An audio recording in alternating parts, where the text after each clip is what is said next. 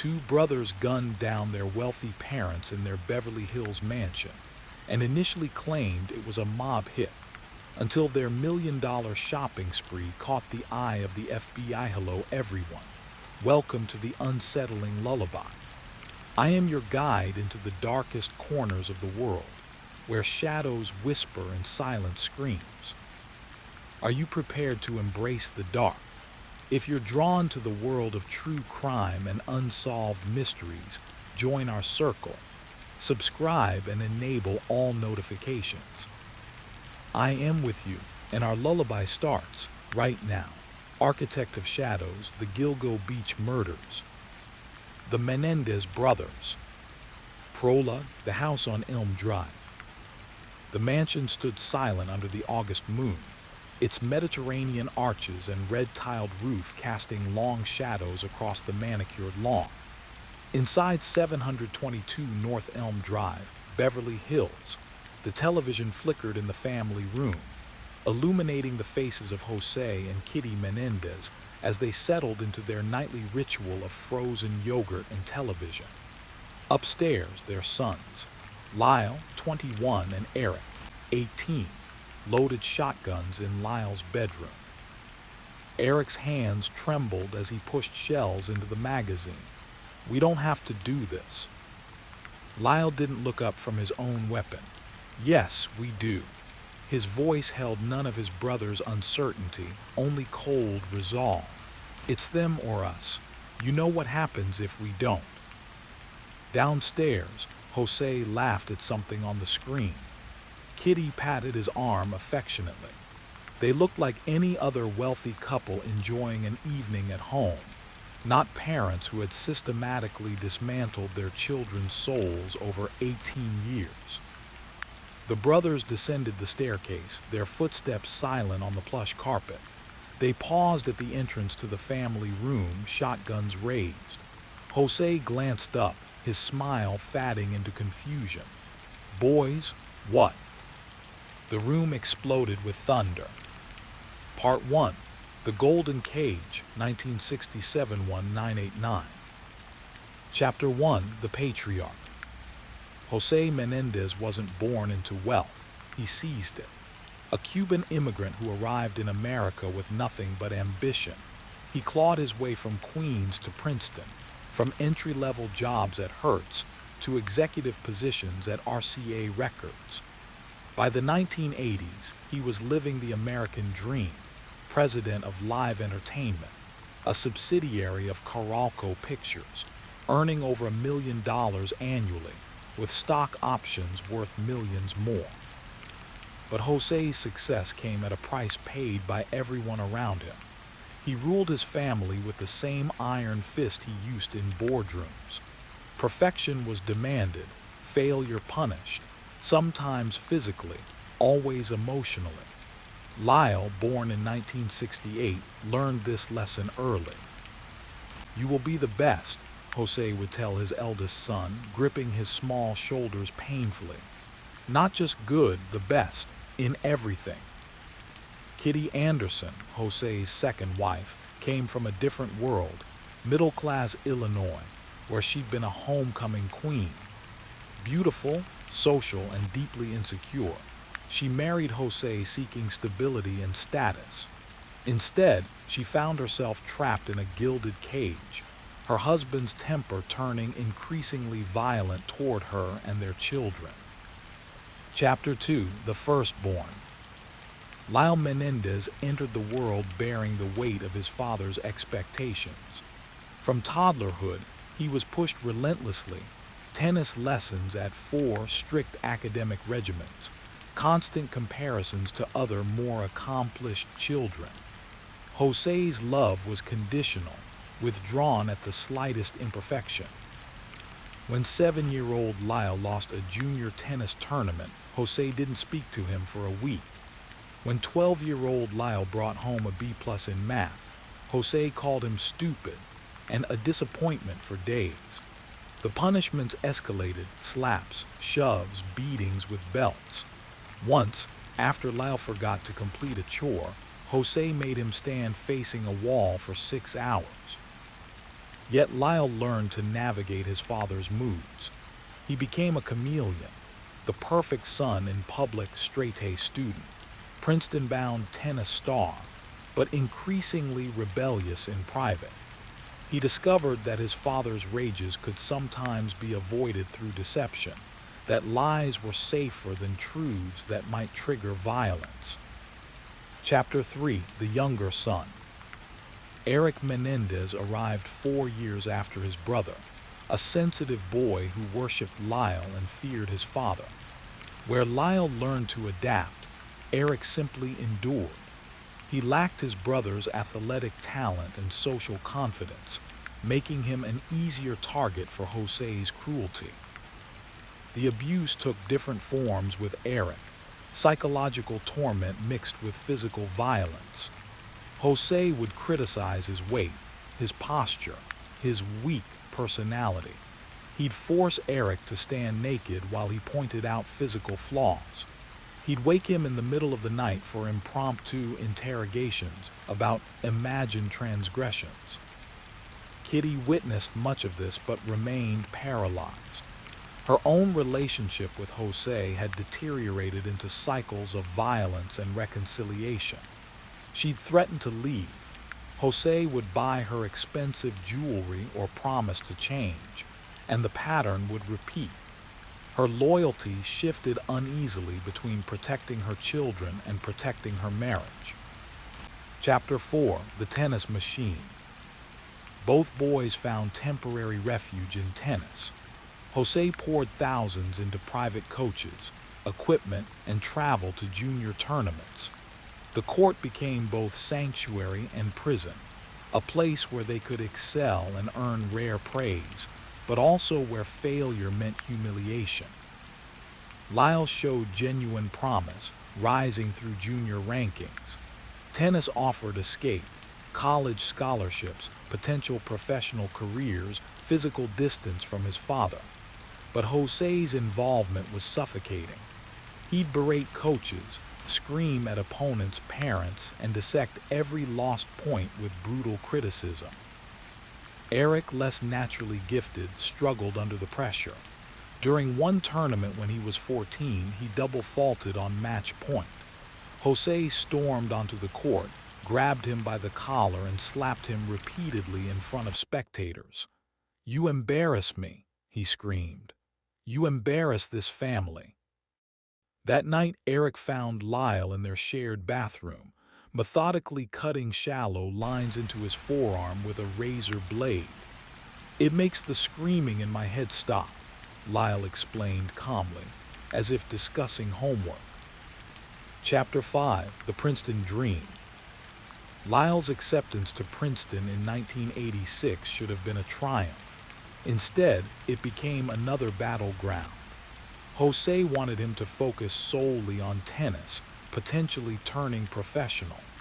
Lyle wanted a normal college experience, friends, parties, freedom. Their arguments grew more violent.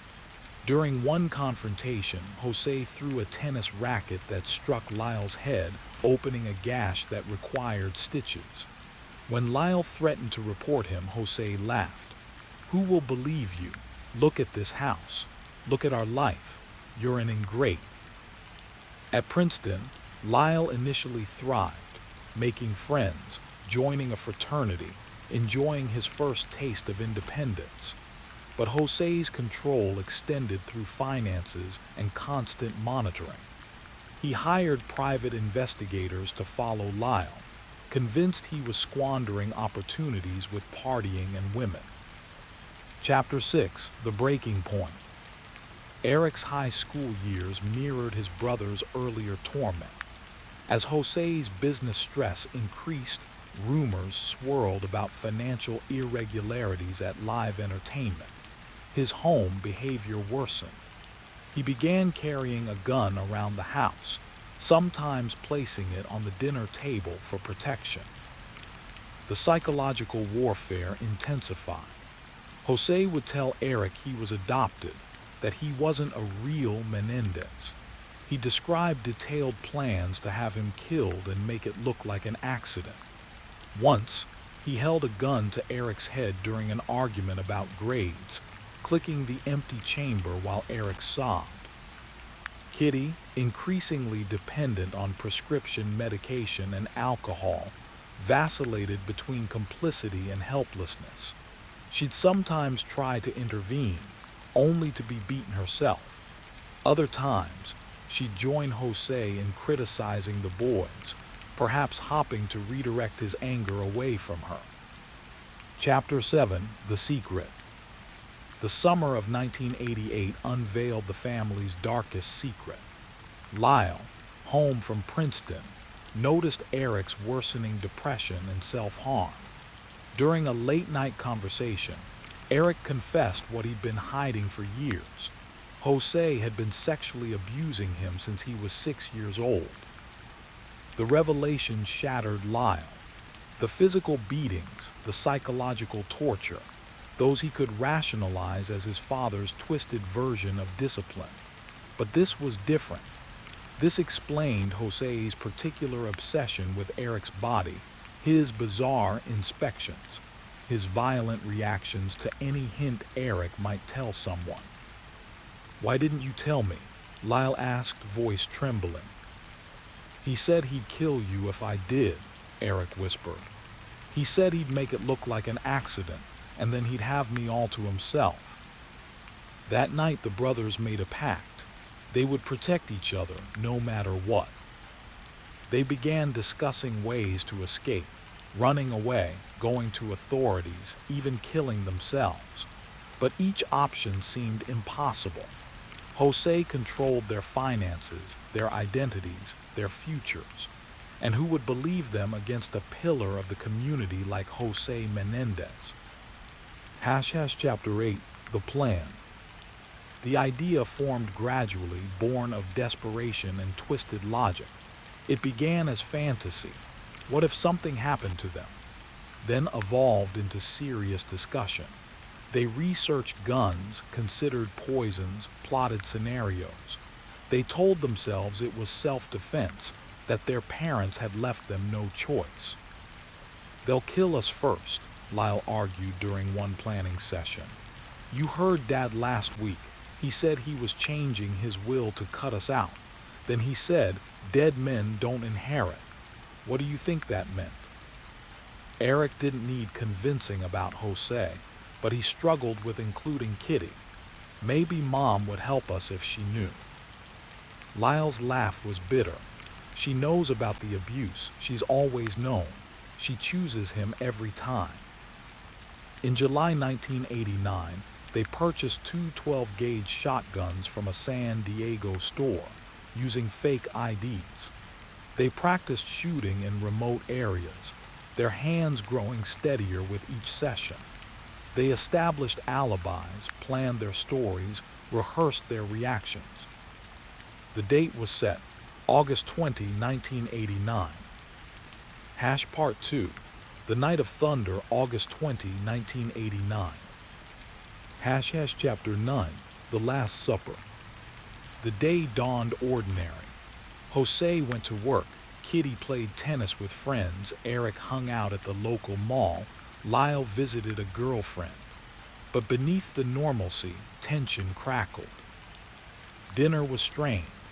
Jose criticized Lyle's summer job prospects, mocked Eric's new girlfriend, complained about Kitty's spending. The conversation turned to inheritance, as it often did lately. Jose mentioned again that he was reconsidering his will, that the boys needed to prove themselves worthy. After dessert, Jose and Kitty retired to the family room for their usual evening of television. The brothers helped clean up, their movements mechanical. In the kitchen, their eyes met, a silent confirmation. Upstairs, they changed into dark clothing. They loaded the shotguns, the metallic clicks abnormally loud in the quiet house. Eric's breathing grew rapid, panicked. "We can still stop," he whispered. Lyle gripped his shoulders. "Remember what he did to you. Remember what he'll do if we don't." Chapter 10. The Shooting. They descended together, a grim procession. The television's blue glow lit the hallway. Jose was laughing at something on The Tonight Show. Kitty was halfway through a bowl of frozen yogurt. Jose looked up first, his smile dying. Boys, what? Lyle fired. The blast tore through Jose's chest, throwing him backward against the couch. Kitty screamed, frozen yogurt spilling across her lap. Eric fired next, his shot hitting Jose again as he tried to rise. Chaos erupted. Kitty scrambled sideways, screaming, "No, please!" Lyle advanced, firing repeatedly at his father 5, 6, 7 times. Eric turned his weapon on Kitty, firing as she tried to crawl away. She collapsed near the fireplace. Silence descended, broken only by the ringing in their ears and the television's cheerful banter. The room smelled of gunpowder and blood. Jose lay motionless, his body nearly unrecognizable. Kitty twitched once, then stilled. Eric dropped his shotgun, vomiting on the Persian rug. Lyle remained standing, weapon smoking, his face expressionless. Chapter 11, The Performance. The plan snapped into action. They called 911 at 11:47 p.m., Eric sobbing hysterically to the operator about finding their parents shot. They ran outside, screaming for help, waking neighbors. They embraced each other, trembling, part performance, part genuine shock at what they'd done. Police arrived to find the brothers distraught on the front lawn, their clothes speckled with blood. They'd rolled in it to make the story convincing. Inside, they discovered the horrific scene. 14 shotgun shells scattered around the room. Both victims shot multiple times at close range.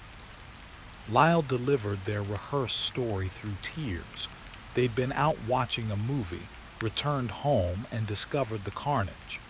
Maybe it was a mob hit. Jose had mentioned threats related to his business dealings. Maybe it was burglars. Detectives noted inconsistencies, the lack of forced entry, the precise placement of the bodies, the brothers' oddly detailed memories despite their supposed trauma. But they were the grieving sons of prominent victims, not suspects. Chapter 12, The Aftermath. The days that followed were a blur of funerals, media attention, and sympathetic support. The brothers gave interviews, posing as heartbroken orphans. They leaned into the mafia theory, hinting at Jose's dangerous business connections. Privately, they began executing the next phase of their plan. As sole heirs to an estate worth approximately $14 million, they needed to establish themselves as capable of managing the fortune. They hired lawyers, met with financial advisors, and prepared to take control of their lives for the first time. But beneath the surface, cracks appeared. Eric's grief seemed too performative, switching on and off for cameras. Lyle's control sometimes slipped, revealing flashes of cold calculation rather than sorrow. And their spending began almost immediately, extravagant purchases that raised eyebrows. The mansion on Elm Drive stood empty, a crime scene tape fluttering at the entrance.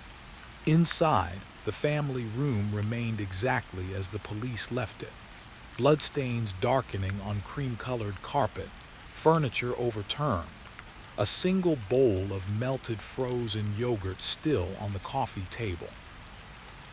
Part 3, The Spending Spree, 1989-1990. Chapter 13, The Inheritance. With their parents dead, the brothers gained immediate access to substantial assets, bank accounts, credit cards, liquid investments. They moved into luxury hotels, then rented a lavish condominium. They bought expensive cars, a Porsche for Lyle, a Jeep Cherokee for Eric. The money represented more than purchasing power. It symbolized freedom from their father's control.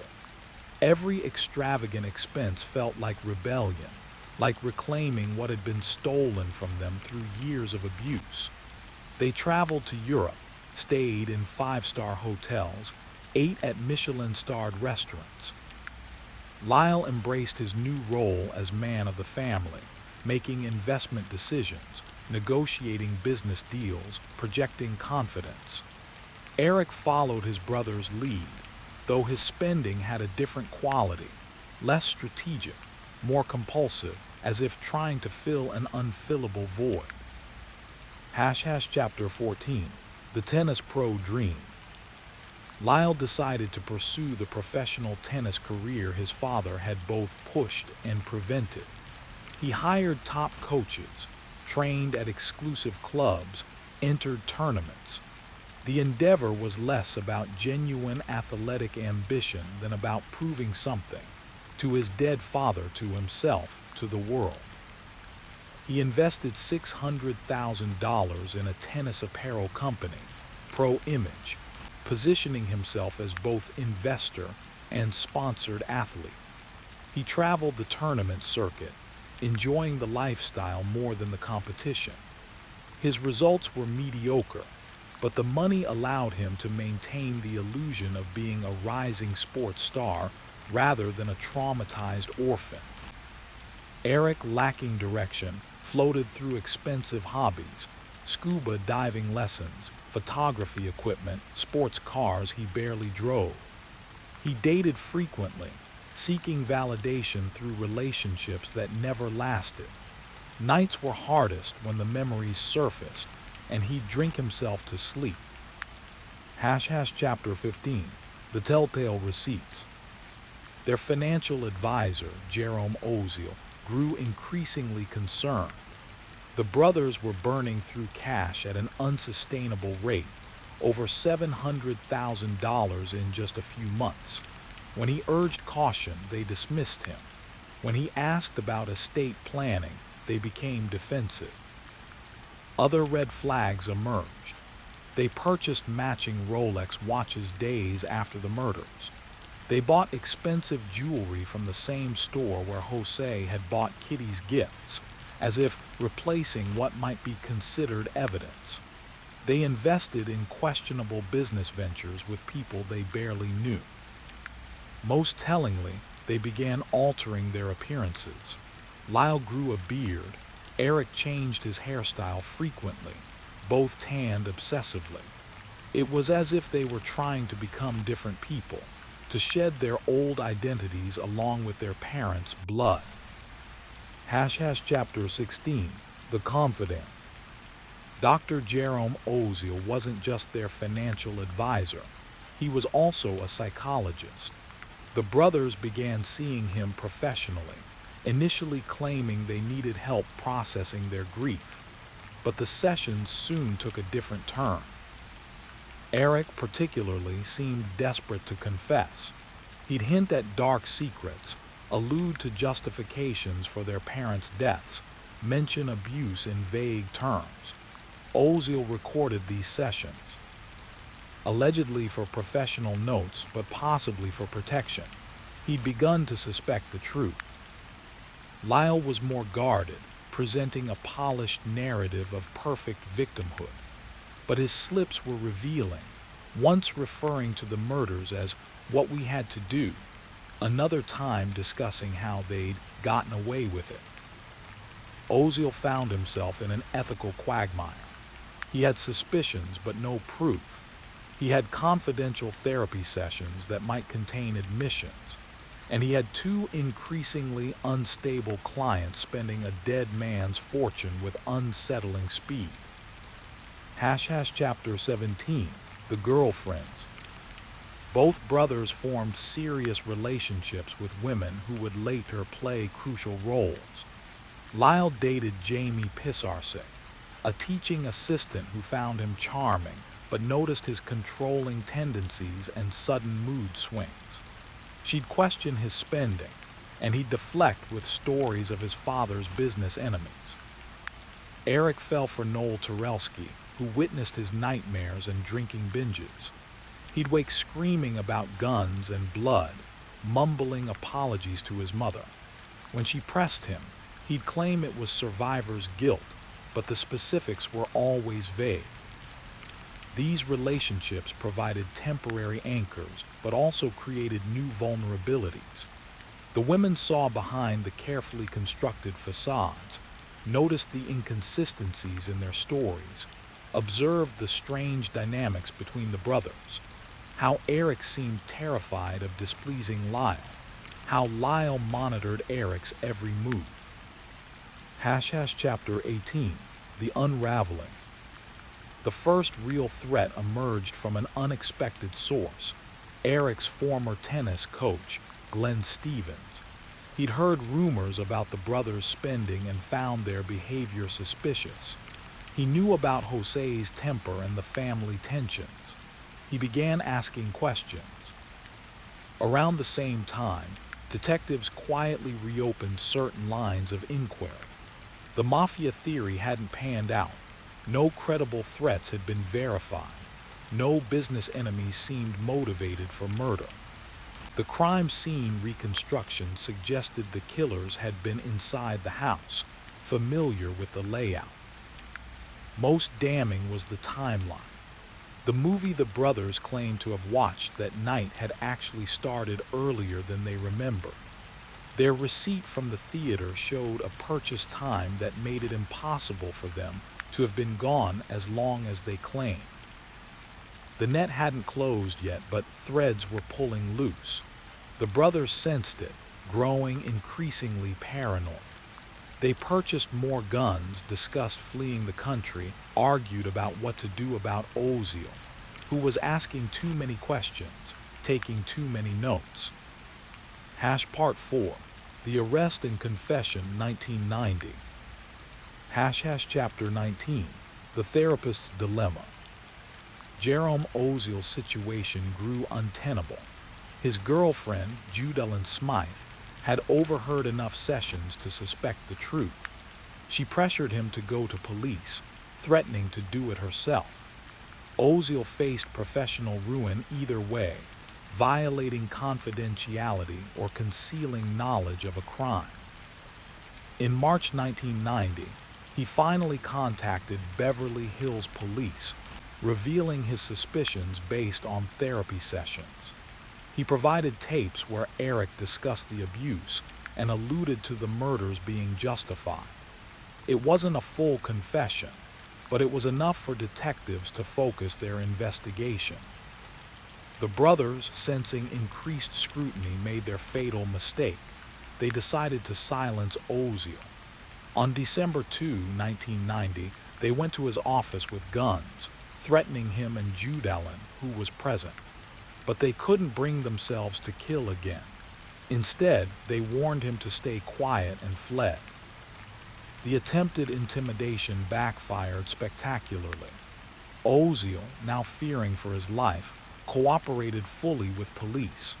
He provided detailed notes, shared his theories, and helped detectives build their case.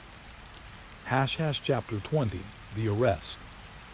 On March 8, 1990, detectives invited Lyle and Eric to the station for routine follow-up questions. The brothers arrived separately, Lyle from a tennis match, Eric from his condo. They were placed in different interrogation rooms, a tactic designed to prevent collaboration. For hours, detectives gently challenged their story, presenting inconsistencies, asking about their spending, probing their relationship with their parents. Both brothers held firm to their original account, growing increasingly agitated as the questions grew more specific. Then came the breakthrough. Detectives informed Eric they knew about the sexual abuse. They framed it sympathetically. They understood why he might have kept it secret, how it might have affected his state of mind. Eric's composure shattered. The carefully constructed narrative collapsed. "I can't protect us anymore," he told his interrogators through tears. "I can't carry this." Down the hall, Lyle maintained his denial even as detectives told him Eric was confessing. But when they played a snippet of Eric's admission, his defiance crumbled. The brothers' pact, forged in shared trauma and blood, was broken. Chapter 21, The Confession. Their formal confessions came days later, after consultations with lawyers who advised cooperation in light of the overwhelming evidence. They admitted to the killings, but presented them as desperate acts of self-defense against years of abuse culminating in imminent threat. Eric's statement was emotional, detailed, and devastating. He described the sexual abuse from age 6, the psychological torture, the night Jose held a gun to his head. He recounted their belief that their parents were planning to kill them, that the murders were preemptive self-defense. Lyle's confession was more clinical, focusing on the practicalities, the purchase of the guns, the planning, the execution. He emphasized their fear, their sense of having no other options, their belief that their parents would eventually murder them. Both statements aimed for the same goal: to transform the narrative from cold-blooded murder to tragic necessity. They knew the legal system might not accept this defense, but they hoped the court of public opinion might. Chapter 22, The Media Frenzy. The arrest of the Menendez brothers became an instant media sensation.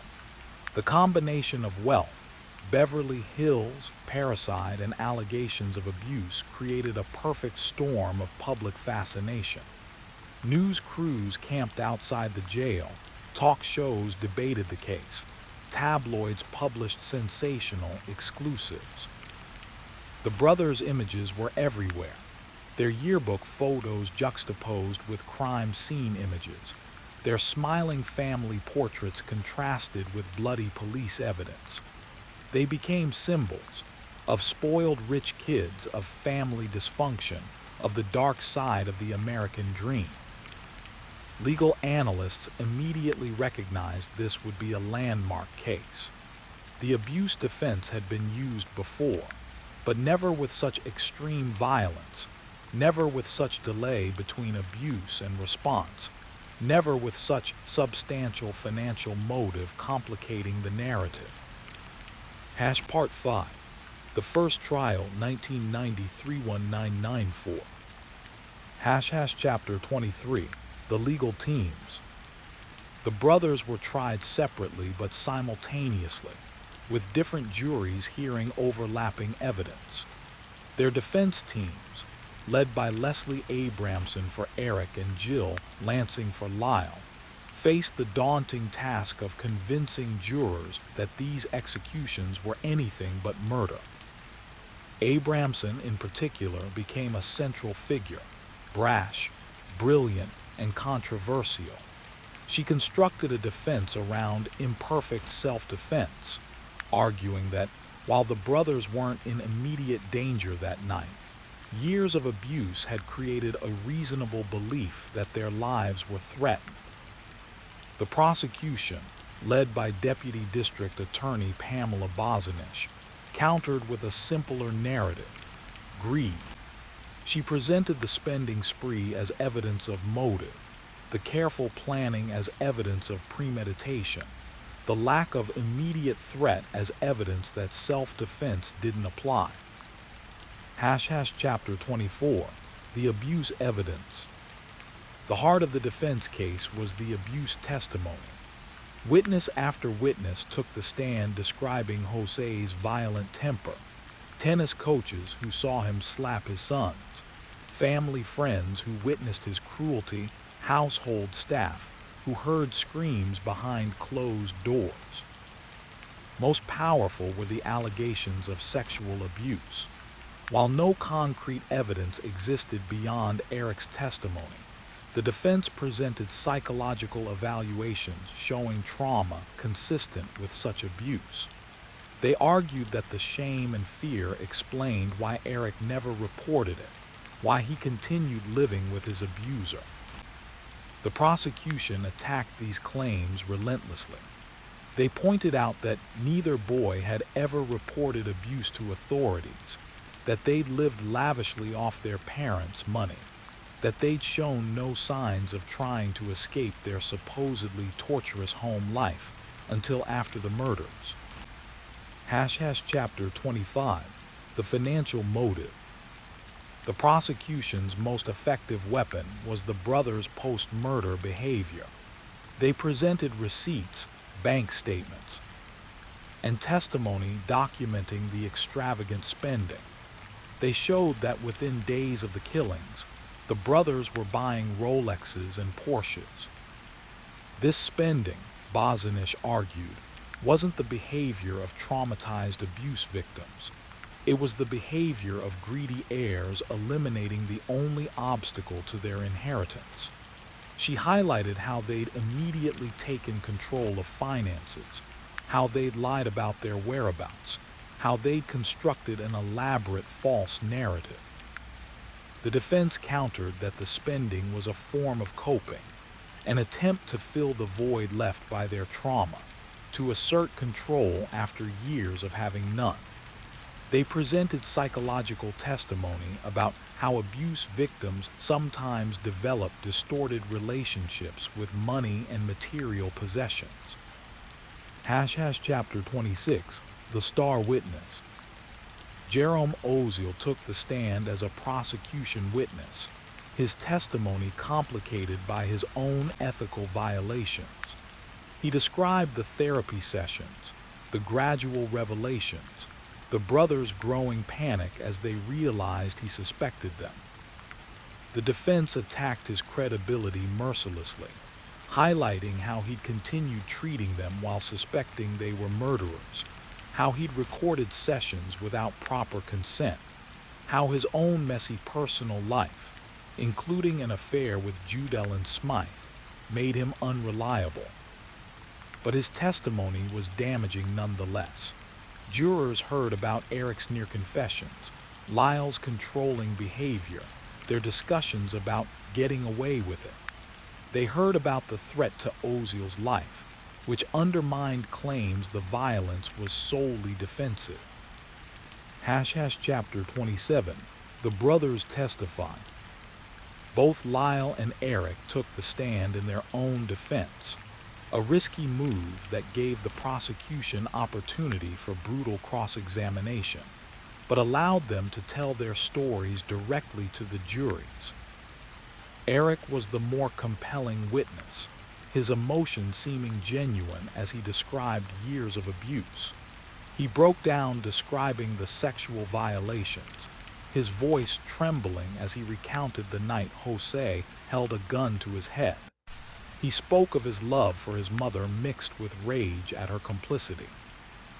Lyle was more controlled, sometimes coming across as calculating.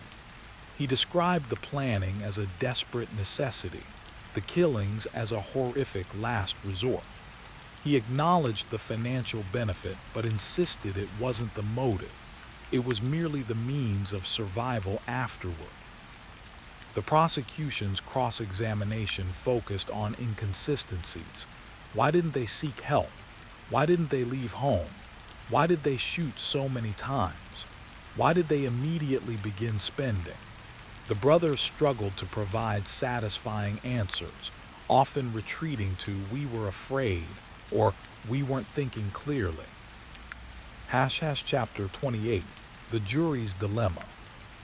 As the trial stretched into 1994, the cultural conversation intensified.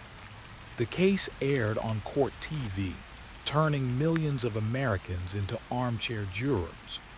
Talk shows debated whether abuse could ever justify such violence, whether wealth corrupted justice, whether the brothers were monsters or victims.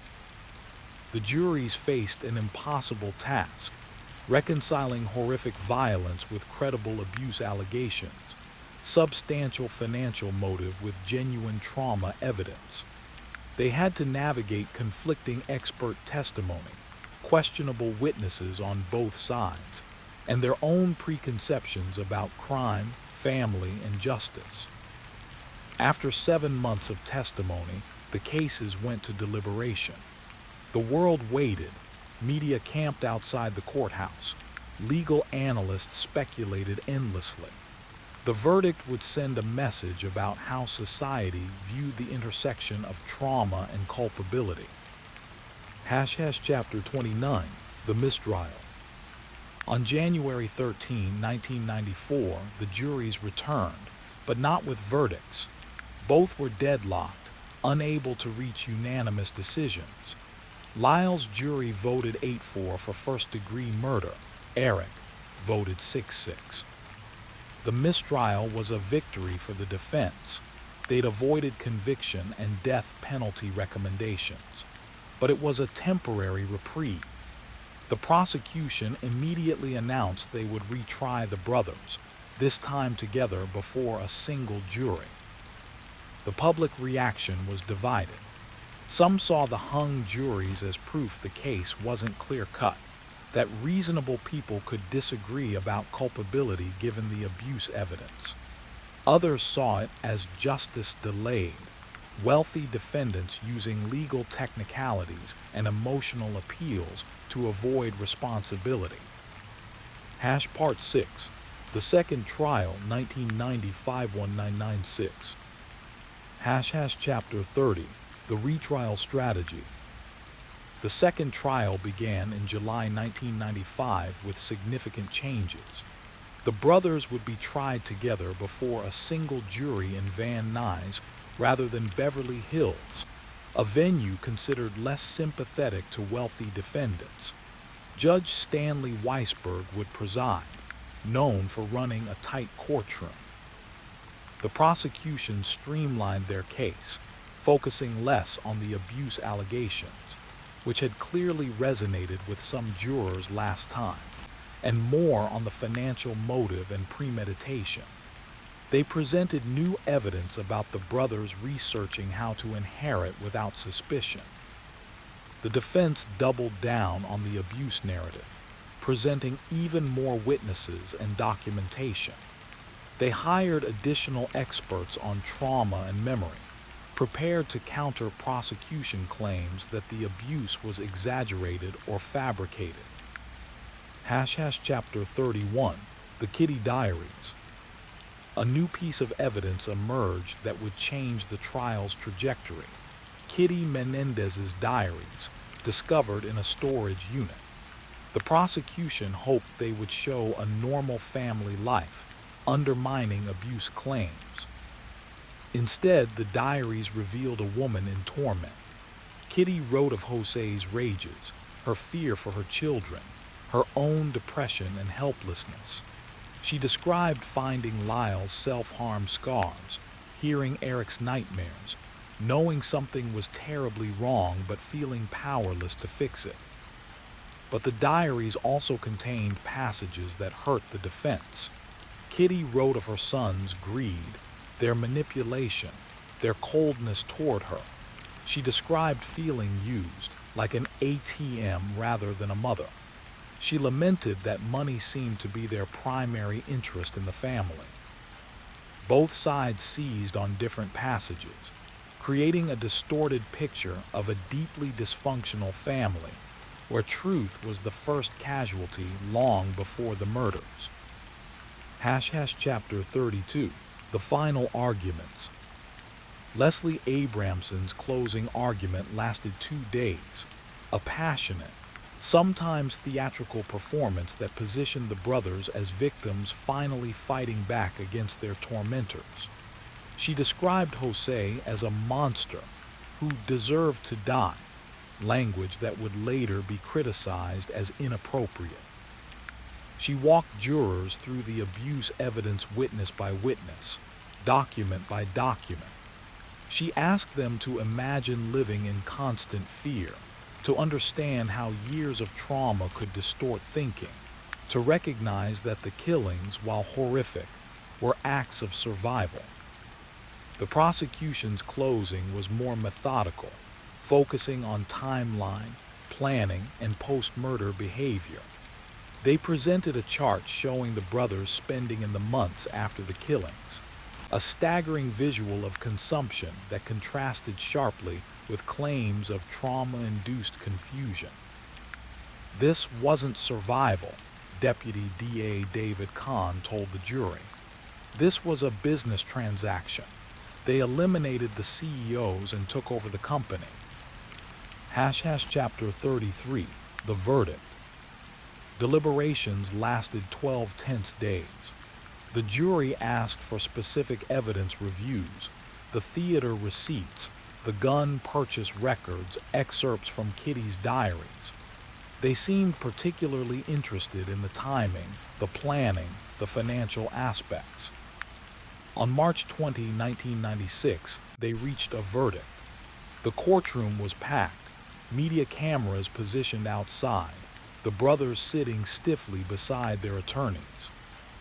We, the jury, find the defendants, Lyle Menendez and Eric Menendez, guilty of murder in the first degree. The words hung in the air. The brothers showed little reaction. Lyle closed his eyes briefly. Eric lowered his head. Their parents' families wept quietly in the gallery, a mixture of relief and grief. The long legal battle was over, but the consequences were just beginning. Chapter 34, the sentencing. The penalty phase addressed whether the brothers should receive death or life without parole. The defense presented mitigating evidence about their youth, their abuse, their potential for rehabilitation. The prosecution argued the crime's brutality and planning warranted the ultimate punishment. Judge Weisberg received the jury's recommendation: life without parole for both brothers. On July 2, 1996, he made it official, sentencing them to consecutive life terms without possibility of parole. In his statement, Weisberg acknowledged the abuse evidence but found it insufficient to justify premeditated murder. He noted the financial motive, the elaborate planning, the attempt to cover their crimes. He described the killings as heinous and cruel, motivated by avarice and revenge as much as fear. The brothers were led away in handcuffs, beginning their journey through the California prison system. They would be separated, their codependence forcibly broken after a lifetime of shared trauma and shared guilt. Part 7, the aftermath and legacy, 1996 present. Chapter 35, prison life. Lyle and Eric Menendez entered the California Department of Corrections as high-profile inmates, requiring protective measures against potential retaliation from other prisoners. They were initially placed in different facilities, their communication restricted. Lyle adapted to prison life with the same strategic approach he'd applied to tennis and business. He earned a master's degree through correspondence courses, organized prisoner education programs, and generally maintained good behavior. He married his pen pal, Anna Erickson, in 1996. They later divorced. And again in 2003 to Rebecca Sneed, with whom he had a child through artificial insemination. Eric struggled more initially, facing depression and health issues, but he too eventually adapted, focusing on education and legal work. He married Tammy Ruth Saccoman in 1999, another pen-pal relationship. Both brothers maintained their innocence while acknowledging their guilt in the legal sense, a nuanced position that reflected their complicated relationship to the crimes. Chapter 36, the appeals. Over the following decades, the brothers pursued numerous appeals, primarily focusing on procedural issues from their second trial. They argued judicial bias, ineffective assistance of counsel, and newly discovered evidence. Some appeals had minor successes. In 2018, a federal judge ordered California to retry or release Eric due to improper jury instructions about his confession, though this was later overturned. But overall, the convictions remained intact, the life sentences unchanging. Their legal battles became less about freedom and more about principle, challenging how abuse survivors are treated in the justice system, questioning whether trauma is adequately considered in culpability assessments. They became symbols for criminal justice reform advocates, particularly those focused on trauma-informed approaches. Chapter 37, Cultural Impact. The Menendez case never faded from public consciousness. It inspired books, documentaries, television specials, and dramatic adaptations. Each retelling emphasized different aspects: the abuse, the wealth, the family dysfunction, the legal drama. The case became a cultural touchstone for discussions about nature versus nurture, about whether childhood trauma can ever fully excuse adult violence. It raised uncomfortable questions about how society treats wealthy versus poor defendants, about how abuse allegations are evaluated in court. In the Me Too era, the case received renewed attention, with some arguing the brothers' abuse claims were prematurely dismissed because they were male. Others pointed to it as an example of how not all abuse survivors respond in socially acceptable ways, how trauma can manifest in destructive behaviors.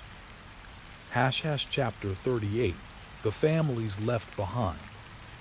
The extended Menendez and Anderson families were left fractured by the crimes and trials. Jose's siblings and Kitty's family believed the brothers were guilty of cold-blooded murder and resented the abuse allegations as character assassination of the dead. Some family members testified for the prosecution, describing Jose as strict but loving, Kitty as a devoted mother. They saw the defense's portrayal as a betrayal, a rewriting of family history to serve legal strategy. The trials forced them to relive their loss while defending their loved ones' memories.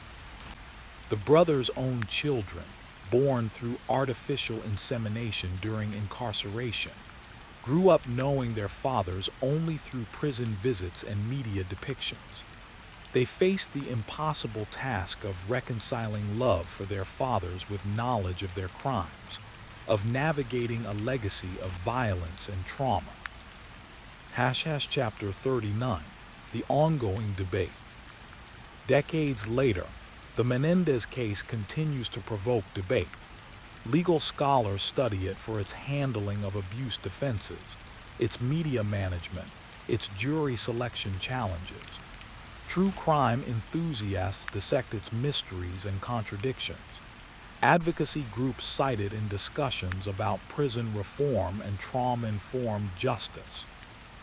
New evidence occasionally surfaces: a previously unknown witness, a reinterpretation of old testimony, a psychological study about delayed responses to abuse.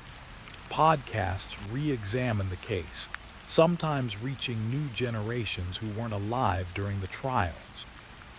The brothers themselves, now middle-aged, continue to maintain their narrative, that they were victims first, perpetrators second.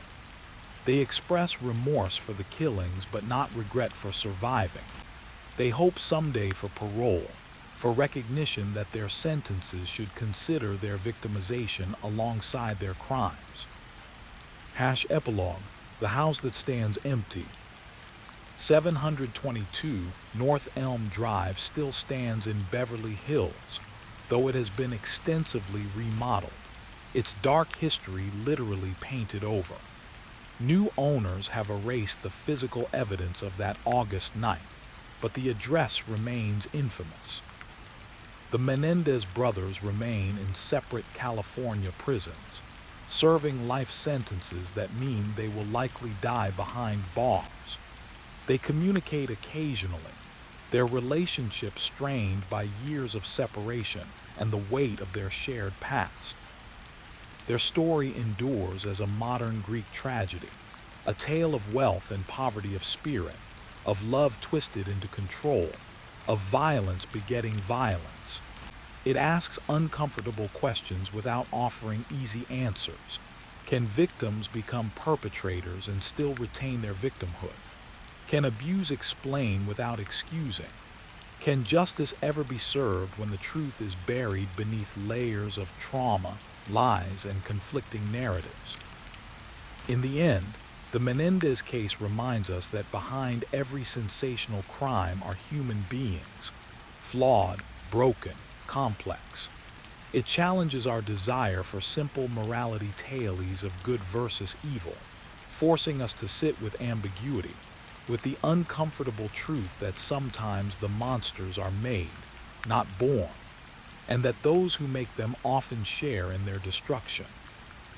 The shotgun blasts that echoed through the Beverly Hills mansion on August 20, 1989, didn't just end 2 lives. They shattered a family, captivated a nation, and left a legacy of questions that continue to echo through courtrooms, living rooms, and the human heart. The evening of August 20, 1989, in Beverly Hills was a study in golden hour perfection. The air, scented by jasmine and manicured lawns, carried the soft murmur of sprinklers and distant traffic. At 722 North Elm Drive, a sprawling Mediterranean-style mansion stood silent behind its high gates. Inside, Jose Menendez, a 45-year-old entertainment executive with a ferocious will and a fortune built on sheer force of ambition, sat in his favorite leather chair in the den. Kitty Menendez, his 47-year-old wife, a former schoolteacher turned socialite, was curled beside him on the sofa, watching a vintage movie on the large-screen television. They were, to the outside world, the epitome of the American dream achieved, immigrants who had clawed their way to the pinnacle of privilege. Their sons, Lyle, 21, and Eric, 18, were the heirs to this empire, handsome, tennis prodigy students with the world at their feet. No one heard the first shotgun blast that tore through Jose's chest, or the second that followed. The reports were muffled by the room's plush acoustics. Eric Menendez, trembling so violently he could barely hold the 12-gauge shotgun, fired the rounds that killed his father. As Jose slumped, Lyle stepped forward with his own shotgun. Kitty Menendez had time for one scream, a raw, animal sound of terror, before the buckshot caught her. Lyle fired again, and again, until both bodies lay still in a spreading pool of blood, the television's blue glow flickering over the scene. The brothers then ran to their car, drove to a movie theater in Westwood, and purchased tickets for *Batman*, establishing an alibi. Later, they would call 911, their voices breaking with manufactured hysteria. "They killed my parents," Lyle would sob to the operator. The story they told was one of a mob hit, a retaliation for their father's ruthless business dealings. It was a story that would unravel, stitch by bloody stitch, over the next 4 years, exposing not a mob conspiracy, but a family tragedy of Shakespearean proportions, a saga of abuse, fear, greed, and a final, catastrophic bid for freedom. Book 1, The Dynasty. Chapter 1, The Immigrant's Hunger *. Jose Menendez was not born to wealth. He was born to escape it. Fleeing revolutionary Cuba in 1960 with little more than the clothes on his back, he carried with him a burning, singular drive to never be powerless again. He worked, studied, and charmed his way into the heart of American commerce. He married Mary Kitty Anderson, a bright, vivacious woman from a small town in Illinois, and together they forged a partnership. Jose's work at RCA Records, and later as the head of his own live entertainment company, Live Entertainment, was marked by a legendary temper and an insatiable appetite for success. The family moved from New York to New Jersey, and finally, to the ultimate symbol of their arrival, Beverly Hills. The house on Elm Drive was a temple to their conquest. It had a tennis court, a swimming pool, and rooms filled with expensive, impersonal art. Kitty, tasked with maintaining the facade, became a meticulous curator of their image, the perfect hostess, the devoted mother, the elegant wife. But beneath the marble surfaces, the foundation was cracking. Jose's pressure was immense, his expectations tyrannical. The love he professed was conditional, a currency paid for obedience and achievement. Chapter 2, Heirs Under Pressure. Lyle, the firstborn, was the prince. Athletic, intelligent, and charismatic, he was also the first to feel the full weight of his father's gaze. Jose's love was a throttling embrace. He coached Lyle mercilessly on the tennis court, screaming at missed shots, berating him for perceived weakness. Off the court, the control was absolute. Grades, friends, curfews. Love was synonymous with domination. Eric, younger and more sensitive, watched and internalized. He sought his father's approval through a different path. Tennis, yes, but also through a desperate desire to please. Where Lyle learned to mask his fear with a smirk of defiance, Eric's anxiety manifested physically, in stomach aches and nervous tics. Kitty, caught between her husband's fury and her son's pain, often retreated, or worse, aligned herself with Jose, blaming the boys for provoking his rage. The abuse was not merely emotional. Both brothers would later testify to brutal physical punishments, beatings with tennis rackets, being choked, and a particularly horrific incident where Jose allegedly threatened Eric with a shotgun during a family camping trip, a dark foreshadowing of the weapon that would end his life. The home was a gilded cage where terror was the keeper. Chapter 3, The Cracks in the Facade. As the boys entered adolescence, the dynamics grew more volatile. Lyle, sent to the prestigious Princeton University, began to taste a freedom he craved. He spent money extravagantly, a rebellion against his father's controlling grip on the purse strings. Jose, sensing his heir slipping away, tightened the financial noose, creating a potent brew of resentment and dependency. Eric, struggling with his sexuality and the overwhelming pressure to be the good son, began to falter. His tennis performance suffered. He confessed to a therapist about suicidal thoughts, a confession that was later revealed to his parents, leading not to compassion, but to greater surveillance and anger from Jose. A dark secret also began to surface in Eric's therapy sessions, and later in court testimony: allegations of long-term sexual abuse by Jose. This claim would become the incendiary core of the defense's argument, that the brothers lived in a state of perpetual, paralyzing fear, convinced their father would ultimately kill them to prevent the shame of the abuse from becoming public. By the summer of 1989, the family was a pressure cooker. Jose had discovered Lyle's embezzlement of company funds to finance his lifestyle and was threatening to disinherit him. He was also enraged by Eric's failing grades and what he perceived as weakness. The brothers, in their sworn accounts, believed they were living on borrowed time. They saw a will, drafted by their parents, that they interpreted as a move to cut them off completely. In their fear-soaked minds, the equation distilled to a horrific simplicity. It was them or their parents. Book 2, The Night and the Lie Chapter 4, The Alibi. The planning was clumsy, born of panic rather than cunning. The shotguns were purchased days before under false names. On the night of the murders, the brothers changed into dark clothing and drove to the family home, where they knew their parents would be relaxing. The violence was swift and chaotic. In the aftermath, as their parents lay dead, the brothers' first instinct was not grief but procedure. They followed their plan: hide the guns, change clothes, drive to the theater.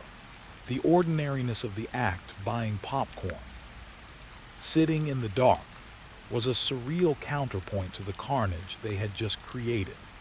Their performances for the 911 operator and the first responders were master classes in feigned shock, winning them immediate sympathy. Chapter 5: The Grieving Sons. In the days that followed, Lyle and Eric were the picture of devastated sons. They gave interviews, their eyes red-rimmed, speaking of their beloved parents and the mysterious enemies Jose must have made. They moved into the Elm Drive mansion, now theirs, and were embraced by a community mourning with them. The police investigation initially focused on the mob theory, a trail Jose's aggressive business style made plausible. But the facade required maintenance, and the brothers, suddenly awash in unfettered wealth, began to spend. And not just spend, but flaunt. Chapter 6: The Spending Spree *. With their parents dead and the estate in probate, the brothers accessed millions. The shopping spree that followed was a grotesque parody of liberation. Lyle bought a $60,000 Porsche. Eric purchased a $50,000 Jeep and a Rolex. They invested in a restaurant chain. They took lavish trips. Lyle enrolled in a costly acting class. They hired a full-time tennis coach. It was this conspicuous consumption that first raised the eyebrows of the FBI, which had been peripherally involved in the investigation. The behavior seemed incongruous with grieving sons who believed ruthless killers were still at large. The financial audit became a focal point. The narrative of the terrified victims began to clash with the image of the profligate heirs. Chapter 7: The Confession. The investigation turned inward. A cousin, alerted by the spending and the brothers' changing stories, went to the police with her suspicions. The authorities re-examined the evidence. The lack of forced entry, the specific nature of the wounds, the purchase of the shotguns. Faced with the mounting evidence, and after the arrest of Eric's therapist, Dr. L. Jerome Oziel, whose notes detailing the brothers' confessions were ruled admissible, the dam broke. In December 1992, over 3 years after the murders, Lyle and Eric Menendez were arrested and charged with 2 counts of first-degree murder. Their defense strategy was as shocking as the crime itself. They would not deny pulling the triggers. Instead, their lawyers, led by the flamboyant Leslie Abramson for Eric, would put the Menendez family itself on trial. Book 3: The Trial of the Century. Chapter 8: The Courtroom Stayed. The trial, which began in July 1993, was a media circus. It was the first major murder trial to be televised gavel to gavel, since the O.J. Simpson case would soon eclipse it. The world watched as 2 handsome, well-spoken young men stood accused of one of the most gruesome parricides in history. The prosecution, led by Deputy District Attorney Pamela Bozanish, painted a picture of cold-blooded, greedy killers. The motive was the inheritance, the $14 million estate. The spending spree was not the action of traumatized boys, but of greedy men celebrating their payout. The abuse allegations, they argued, were a cynical fabrication, a defense du jour concocted after the fact. Chapter 9: The Defense of Desperation. The defense strategy was unprecedented in its scope. Abramson and her team did not just present evidence of abuse, they staged a psychological reenactment of life inside the Menendez home. Eric and Lyle took the stand, their testimonies lasting for weeks. They spoke of a childhood of terror. Eric, weeping, detailed the alleged sexual abuse, describing Jose as a monster who owned him. Lyle spoke of living in constant fear of his father's violent eruptions. The evidence was harrowing. Testimony from relatives and friends who witnessed Jose's rages, psychological evaluations, Kitty's own diaries which hinted at the family's turmoil. The defense psychiatrists diagnosed the brothers with post-traumatic stress disorder, arguing they were in a dissociative state of imperfect self-defense. The night of the killings, they genuinely believed they were about to be killed. Chapter 10, The Cultural Lightning Rod. The trial transcended true crime. It became a national debate about nature versus nurture, about the limits of parental authority, and about how the legal system treats victims of long-term trauma. Could fear ever justify such an act?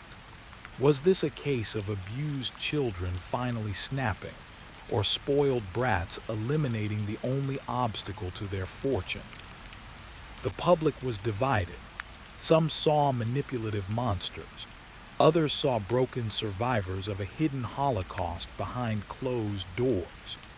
The case forced a conversation about child abuse into the living rooms of America, challenging comfortable notions of family and justice. Chapter 11, Mistrial.